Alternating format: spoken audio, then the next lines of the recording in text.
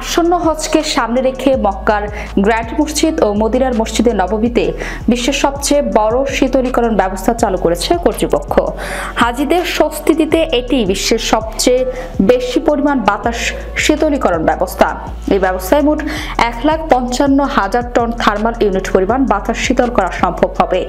Grand মসজিদ প্রাঙ্গণ এবং করিডোর সহ গোটা মসজিদই এই শীতলীকরণের আওতায় থাকবে। মক্কার গ্র্যান্ড মসজিদ ও মদিনার মসজিদের নববীতে তত্ত্বাবধানে থাকা জেনারেল অথরিটি এই ব্যবস্থা পরিচালনা করছে। এই শীতলীকরণ ব্যবস্থা নির্ভর করে মূলত দুটি স্টেশনের উপর। একটি হচ্ছে মক্কার হারাম থেকে 900 মিটার দূরের আল শামে স্টেশন। এই স্টেশনের বাতাস শীতলীকরণ ক্ষমতা 1,12,000 টন। অপর স্টেশনটি হচ্ছে 50 মিটার দূরের আয়োজিত স্টেশন। স্টেশনের বাতাস শীতলীকরণ ক্ষমতা 35,000 টন। গোটা মসজিদের কমপ্লেক্সকে শীতল রেখে হাজিদের জন্য মাঝারি এবং স্বস্তিদায়ক তাপমাত্রা নিশ্চিত করে এই দুটি স্টেশন।